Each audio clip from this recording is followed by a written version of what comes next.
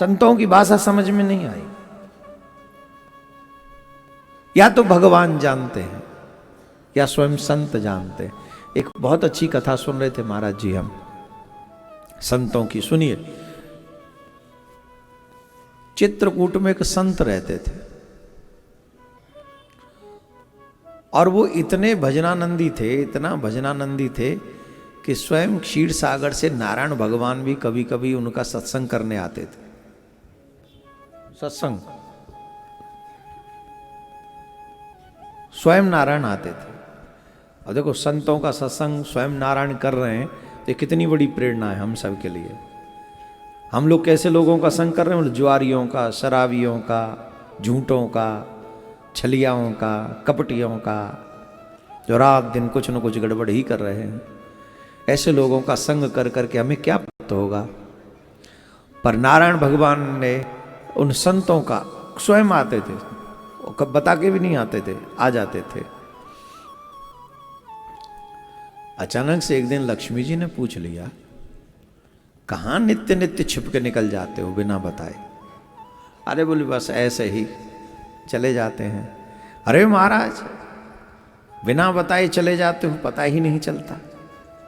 जब पत्नी को भी प्रॉब्लम होती है जब पति बिना बताए चला जाए कहीं, क्यों देवी हम सही कह रहे हैं गलत कह रहे हैं?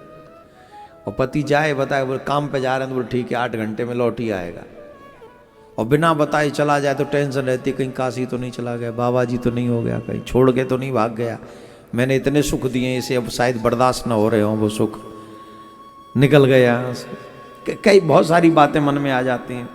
तो देवियाँ हमेशा ध्यान रखती हैं पति गयो तो गयो कहाँ, ध्यान और रखना भी चाहिए, पतियों पे विशेष ध्यान रखना चाहिए। तो लक्ष्मी जी ने कहा बिना बताए चले जाते हो, बिना बताए चले जाते हो, कहाँ जाते हो? देखो बोले कुछ पर्सनल भी होता है, हर चीज बतानी नहीं चाहिए। बोले आप कपट करते हो हमसे, आप हमसे कपट करते हो, पत्नी से कभी कपट नहीं करना चाहिए, बताना चाहिए।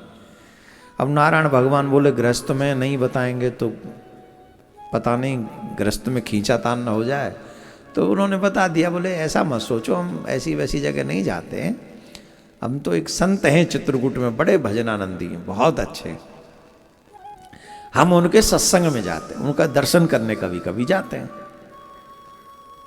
तो लक्ष्मी जी बोली तो हम भी चलें, अकेले क्यों जाते हो, पति पत्नी दोनों मिलकर सत्संग करें तो ज़्यादा अच्छा है। अरे बोले नहीं नहीं तुम यहीं ठीक हो, पति जो भी कार्य करता है उसका 50% पत्नी को वैसे ही मिल जाता है, तुम्हें जाने की क्या आवश्यकता, तुम यहीं बैठो। बोले नहीं नहीं नहीं मैं तो चलूंगी। अरे संतों का दर्शन आप ही करोगे, हम भी करने दो। अरे बोले देखो तुम हमारे संतों को जानती नहीं हो, कुछ बोल बाल दिया तो तुम, और संत तो संत है ना जन, क्या कई बार तो ऐसी ऐसी बातें बोल देते तो महाराज, कई बाबा जी लोग तो ऐसे होते थे, बढ़िया बढ़िया श्लोक सुनाते थे, कोई पास में आ जाए तो कई को सुनाते थे कि ये पास में आएगी तो माया लग जाएगी, चिपट जाएगी, दूर रहे तो ज्यादा अच्छा। हमारे निम्बार्क संप्रदाय के आचार्य हुए श्री हरिराम वेद, श्री हरिराम व्यास जी, उन्होंने एक बहुत अच्छा दोहा कहा है, साधु योगी अग्नि जल इनकी उल्टी रीत। श्री परशुराम देवाचार्य हुए, साधु योगी अग्नि जल इनकी उल्टी रीत। थोड़ा डिस्टेंस पे रहना चाहिए, बाद में बताएंगे इसी दोहे को। तो बोले थोड़ा दूर से ही रहो, हम जा ही रहे हैं। बोले नहीं नहीं मैं तो जाऊंगी। अच्छा देवी जिद कर ले तो चाहे पति ईश्वर ही क्यों ना हो, करना वही होता है जो देवी चाहे। तो बोले चलो नहीं मानती हो तो चलो, पर ध्यान रखना वो हमारे भक्त हैं, संत हैं, कुछ ऐसा वैसा हो जाए तो सावधान रहना। बोले नहीं नहीं हम ठीक है, कोई नहीं, संत का दर्शन जो प्रसाद मिलेगा वो स्वीकार करेगा। बोले ठीक है। अब गए तो नारायण भगवान आगे आगे, लक्ष्मी जी पीछे पीछे। तो नारायण भगवान के साथ जब लक्ष्मी जी को देखा तो संत भड़क गए, अरे तुमको अकेले क्या आने दिया, तुम तो गृहस्थ को ले आए घर पे, मोह माया ले आए, ऐ मायदाई से दूर रहो, दूर रहो, हटो, यहाँ नहीं लाना, यहाँ नहीं लाना। अब तो लक्ष्मी जी बढ़ गई, पूरी दुनिया कहती है माँ लक्ष्मी हमारे घर पधारो, और ये बाबा कह रहे दूर भगाओ, दूर भगाओ। तो नारायण भगवान बोले मायदाई माया नहीं है, ये हमारी गृहिणी है। बोले तुम्हारी गृहिणी दूर रखो, घर में रखो, यहाँ क्यों लाए हो? अब लक्ष्मी जी बेचारी, पहली बार ऐसा हुआ कि उनका मुंह थोड़ा उदास हो गया कि बाबा तो एकदम ही, आज तक इतना अपमान कभी नहीं हुआ। फिर भी कहा बाबा आ गई हैं तो बोले ठीक है, दूर ही बैठा लो, वहीं बैठा लो, वहीं बैठा लो, तुम यहां जाओ, उनको वहां बैठा लो। कहां बैठा दिया उनको? पेड़ के नीचे, वहीं दूर। और नारायण भगवान आगे चबूतरा पे बैठ गए, वहीं जहां बाबा बैठे। सत्संग शुरू, सत्संग शुरू। अब लक्ष्मी जी का मन सत्संग में नहीं है, होगा कोई आगे आए यहाँ कि हम आगे बैठेंगे, आगे बैठेंगे, और वहां से उठा के गए चलो पीछे चलो, पीछे चलो, और उसके बाद पीछे जगह मिल जाए। ईमानदारी से बताओ, पूरी कथा में मन लगेगा? कहां लगेगा मन? हमारा अपमान कर दिया ना। अच्छा, उन्होंने अपमान किया कि तुमने खुद अपना अपमान करवाया? जहां जगह थी वहीं बैठते ना, तो होता ही नहीं। फिर भी मन लगेगा नहीं, क्योंकि हम आगे बैठना चाहते थे, उन्होंने हमें पीछे बैठा दिया। लक्ष्मी जी ये नहीं सोच रही थी कि वहां नहीं बैठे, लक्ष्मी जी ये सोच रही थी कि बाबा ने गजब कर दिया, पूरा संसार लक्ष्मी जी को चाहता है और बाबा ने हम ही को कहते दूर दूर दूर। फिर भी लक्ष्मी जी के मन में एक भाव आया कि नहीं, चाहे जो भी हो, बाबा कहने कोई त्यागी नहीं है, बाबा मन से त्याग करता है। अब लक्ष्मी जी जिसके पास आ गई हों चल के और उन्हें भी दूर बैठाल दे, इसका मतलब बाबा पहुंचे हुए हैं। तो जब नारायण चलने लगे तो लक्ष्मी मैया ने कहा सुनते हो? बोले हाँ। बोले इतने ऊंचे पहुंचे हुए बाबा हैं, एक काम कर दो। बोले क्या काम करना है? बोले इन्हें वैकुंठ में निमंत्रण दे दो, रसोई हम बना दें तो जी लेंगे वहां। तो नारायण भगवान बोले देखो, प्रीति दूर की अच्छी है, हम इतने दिन से आ रहे हैं, आज तक हमारे मन में ये बात नहीं आई कि इनको वहां बुला लें, और तुम एक ही दिन में रेडी हो गए, थोड़ा दूर रहो। श्री परशुराम जी महाराज देवाचार्य जी ने लिखा है यही दुआ जो हम ही बोल रहे थे, साधु योगी अग्नि जल इनकी उल्टी रीत, परशुराम बच के रहो थोड़ी करियो प्रीत। ये महात्मा, ये अग्नि, जल, योगी, ये न जाने कब क्या कर दे। अब कई लोग कहते हैं हम पे तैरना आता है, वो बीच में जाते, वो बीच वाले डूबते। अग्नि, उससे खेलो, प्रीति करो, न जाने किस दिन कपड़े में लग जाए सियावर रामचंद्र की जय। और वैसे ही कोई योगी, कोई महात्मा, और वैसे भी जिससे अधिक प्रीति करो ना, वो प्रीति रह भी नहीं पाती। सेवा का संग मिलेगा, सेवा का संग मिलेगा तो दो चार शब्द मिलेंगे अच्छे अच्छे, दो चार शब्द मिलेंगे तो उनसे अश्रद्धा हो जाएगी, अश्रद्धा हो गई तो खेल खत्म। हाँ या ना? महाराज बड़े दिनों में दर्शन टीवी पे देखा है तो श्रद्धा जमी हुई है, और जब महाराज जी 5 दिन घर में रह जाएं तो ये चाय बना लो, ए भैया थोड़ा टाइम पे भोजन नहीं देते तुम लोग, महाराज गलती हो गई, नाश्ता लाओ, ये लो, वो लो, वो लो, अरे सो महाराज जी कोई मिले नहीं, हमारा विश्राम का टाइम हो गया। बोलो श्रद्धा रहेगी? कहां जाएगी? अरे ये तो टीवी पे ही अच्छे लगते, यहां तो बड़ा मामला ठीक नहीं लगा। जैसे ही सानिध्य सामिप्य मिलेगा उस समय निष्ठा बनाए रखना ही कठिन काम है, और उसी समय निष्ठा बनी रहे वही सच्चा भक्त भी। नारायण भगवान समझा रहे हैं देवी जी से दूर ही रहो। बोले नहीं नहीं नहीं, इतने अच्छे हैं, इनकी झूठन हमारे वैकुंठ में पड़ जाएगी तो कुछ अच्छा होगा, मैं रसोई स्वयं बनाऊंगी। नारायण भगवान ने महात्मा जी से कहा, बोले महात्मन देवी जी चाहती हैं कि आप घर पधारें, वैकुंठ में पधारें। नहीं नहीं नहीं, हम नहीं आए, हम कहीं आते जाते नहीं। अब महाराज देवी कह रही हैं हम तो इतने दिन से आए, हमारे मन में तो कभी इतनी निष्ठा जगी नहीं कि आपको वैकुंठ बुलाते। देवी जी पहले ही दिन दर्शन करके इतनी निष्ठावान हो गई, तो कृपा करो।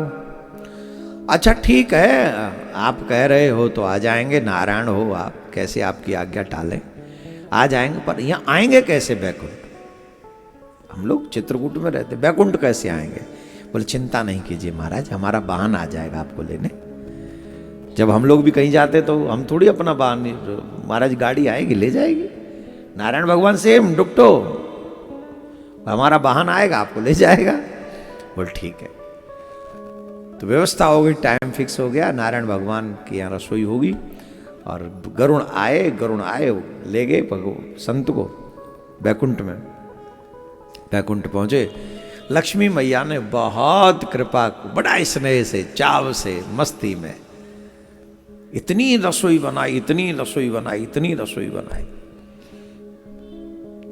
और जब इतनी रसोई बनाई, संत के आगे परोस दिया तो संत क्रोध आ गया। अरे हम तुम्हारा बना हुआ खाएंगे? अरे राम राम राम, तुम्हें रसोई की व्यवस्था बना के रखनी थी, हम स्वयं पाकी हैं, हम अपने हाथ से बनाएंगे, हम नहीं पाएंगे तुम्हारे हाथ से बना हुआ। लाओ कोई पैसा नहीं तो कोई फल बल दे दो, हम खा के निकल जाएंगे। अब लक्ष्मी जी से नहीं रहा गया। लक्ष्मी जी बोली बड़ो तपस्वी बाबा बनो है, एक तो वहाँ हमको डांट दिया और एक यहाँ हमने इतने प्यार से रसोई बनाई और यहाँ ज़्यादा ही स्वयं पाकी बन रहे हो, और यहाँ भी हमसे ये क्या नाम है जो कह रहे हो तेरे हाथ की रसोई नहीं खाएंगे। लक्ष्मी जी बोली बाबा साफ देती हूं तुम्हें, तुम कभी रोटी पे धर के रोटी नहीं खा सकोगे, मतलब 4-5 रोटी इकट्ठी नहीं मिलेंगी तुम्हें, साफ दे दे। महात्मा बोले बड़ी अच्छी है लक्ष्मी, घर में बुला के साफ देती है, हैं? अरे हम कब आ रहे थे, तुम जबरदस्ती हमको बुला के निमंत्रण करके लाए और साफ देते हो हमको।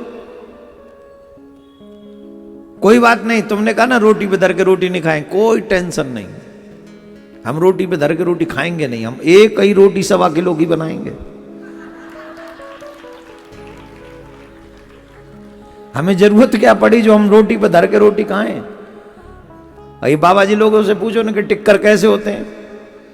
हमारा रसोईया जब बनाता है तो ऐसी हल्की हल्की फुलकिया, और बाबा जी लोग जब भंडारे में पाते, आहा एक ही रोटी में चित्त, मेरे जैसा आदमी तो एक रोटी नहीं खा सकते, ऐसी प्यारी प्यारी मिलती है वो, एक तो इतनी चौड़ी ऊपर से इतनी मोटी,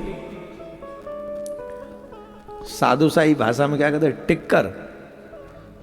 हाँ वो टिक्कर होते, और बढ़िया अंगा मिल जाए तो और भी अच्छे, वही में नॉन, वही में मिर्च, वही में सब कछूत, और वो भूवर में सेक दियो, चटनी मिल गई तो ठीक, नहीं तो नॉन मिर्च तो ही खा लियो।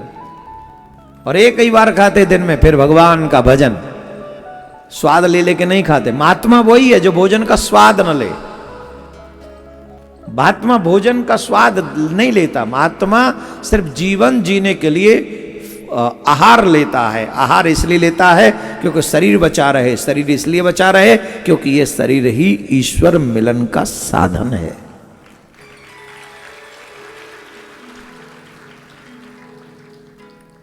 साफ दे दिया बाबा ने। बाबा बोले अच्छा हमको घर बुला के साफ देती हो, हम तुम्हें साफ देते हैं, जाओ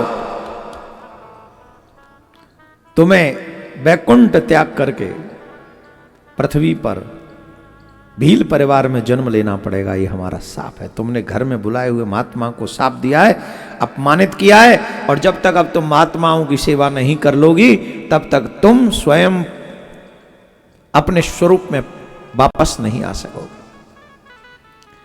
संतों का मानना ऐसा है कि वही साप के कारण लक्ष्मी जी सबरी बनी,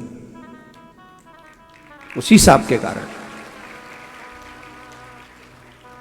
और कितनी सेवा करी फिर संतों की इन्होंने, नाना करते 50-60 हजार वर्ष तक तो संतों की सेवा करी उन्होंने सबरी के वेश में। और फिर राम जी को बेर खिलाए, गुरुदेव की आज्ञा का पालन किया। और गुरुदेव की आज्ञा ये थी कि जब तक राम, तुम्हें ढूंढने नहीं जाना होगा राम को। जितने भी शिष्य बैठे ध्यान से सुने, किसी भी गुरु के कोई भी शिष्य हैं, सावधानी पूर्वक एक शिक्षा ले लें। अगर आपके हृदय में गुरु के प्रति निष्ठा है और आप गर गुरु के बताए हुए मार्ग पे चल रहे हैं, आपको कहीं किसी तीर्थ में भगवान को ढूंढने नहीं जाना पड़ेगा। ठाकुर जी तुम्हें ढूंढते हुए तुम्हारे घर तक पहुंच जाएंगे। अपने आप। फॉर एग्जाम्पल, अगर आप टीचर के शब्दों पे विश्वास करते हो और किताब पढ़ते हो, एग्जाम देते हो, तो बताओ डिग्री तुम्हारे घर तक पहुंचती है कि नहीं पहुंचती? तुम तक पहुंचती है कि नहीं पहुंचती? पहुंचती है। किसके कारण? क्योंकि तुमने टीचर्स पे विश्वास किया। वैसे ही जिन लोगों को अपने, एक तो होता है गुरुदेव से दीक्षा ली और चले गए, फिर जीवन भर हमें कोई लेना देना नहीं। दूसरा, जो गुरुदेव ने कहा उस पे विश्वास करके कि गुरु मंत्र से ज्यादा श्रेष्ठ इस ब्रह्मांड में कोई संपत्ति है ही नहीं, ऐसा भाव जिनका है। प्रमाण चाहिए तो मां सबरी हैं। 1-2 दिन तप नहीं किया, 1-2 दिन प्रतीक्षा नहीं की, 10,000 वर्ष तक तप किया प्रतीक्षा का। सबरी मां ने कितने प्रतीक्षा की? 10,000 वर्ष तक, गुरुदेव के जाने के बाद। गुरुदेव ने कहा तुम मत जाना कहीं ढूंढने राम को, यहीं रहना, राम यहीं आएंगे। राम यहीं आएंगे। और राम वहीं पहुंचे। सबरी कहीं नहीं गई राम जी को ढूंढने, राम जी ही पहुंच गए सबरी को ढूंढते ढूंढते। रीजन क्या था? फेथ, बिलीव, विश्वास। शास्त्रों में कहा गया है विश्वासम फलम दायकः, विश्वास ही फल प्रदान करने वाला है। आपको डॉक्टर की दवा पर विश्वास ना हो, वो असर नहीं करेगी, बिल्कुल भी नहीं करेगी। गुरुदेव के वाक्यों पर आपको विश्वास ना हो, भक्ति लाभदायक नहीं होगी।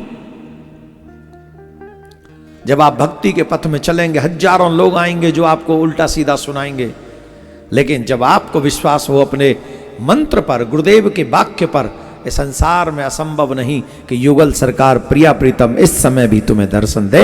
ये संभव है, ये संभव है।